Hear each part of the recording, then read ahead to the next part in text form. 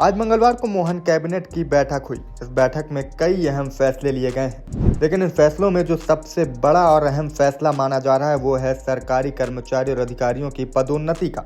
मध्य प्रदेश में 9 साल बाद सरकारी कर्मचारी अधिकारियों को प्रमोशन मिलने जा रहा है। मंगलवार को ही प्रदेश सरकार की कैबिनेट बैठक में इसको मंजूरी मिल गई है। बैठक के बाद मंत्री कैलाश विजयवर्गीय ने बताया कि इस फैसले से नई भर्ती के दरवाजे भी खुल जाएंगे। प्रमोशन में आरक्षित वर्ग की हिस्सेदारी को भी इसमें ध्यान में रखा गया है। प्रमोशन में किसी भी प्रकार की विधिक तकलीफ नहीं आएगी, इसका भी पूरा ध्यान रखा गया है। अग्रिम डीपीसी के प्रावधान किए गए हैं। वरिष्ठता का भी इसमें ध्यान रखा गया है। इस फैसले में इस बात का भी ध्यान रखा गया है कि किन परिस्थितियों में लोक सेवा का पात्र होगा, इसे भी स्पष्ट किया गया है। निर्णय के पुनरावलोकन के लिए रिव्यू डीपीसी की व्यवस्था भी की गई है। पदोन्नत समिति को शासकीय सेवा की उपयोगिता निर्धारण करने का अधिकार दिया गया है। सीएम मोहन यादव ने भी सोशल मीडिया पर पोस्ट करते हुए इसकी जानकारी दी है। उन्होंने लिखा कि आज कैबिनेट की बैठक में प्रदेश के कर्मचारी अधिकारियों के 9 वर्ष से लंबित पदोन्नति के मामले का निराकरण किया। इसमें SC ST सहित सभी वर्ग के कर्मचारियों अधिकारियों के हितों का ध्यान रखा गया है। इसके माध्यम से पदोन्नति के बाद शासकीय सेवाओं में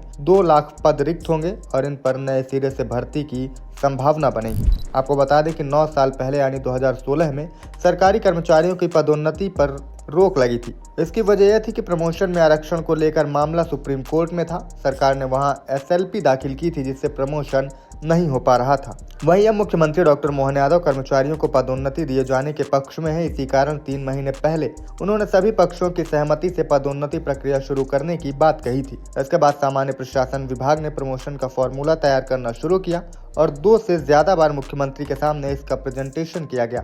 इस दौरान सपाक्स और अजाक्स के प्रतिनिधियों की उपस्थिति में मुख्य सचिव अनुराग जैन ने सरकार द्वारा तैयार फार्मूले का प्रेजेंटेशन दिया था। अब आपको बताते हैं कि प्रमोशन का नया फॉर्मूला क्या है। जितने भी पद खाली होंगे उन्हें SC ST और अनारक्षित हिस्सों में बांटा जाएगा। पहले SC ST वर्ग के पद भरे जाएंगे और फिर बाकी पदों के लिए सभी दावेदारों को मौका मिलेगा।